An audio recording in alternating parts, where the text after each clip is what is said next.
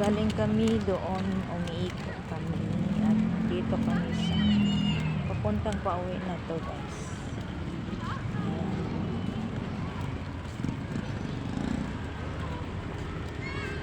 Dito sa condo na ito na lugar,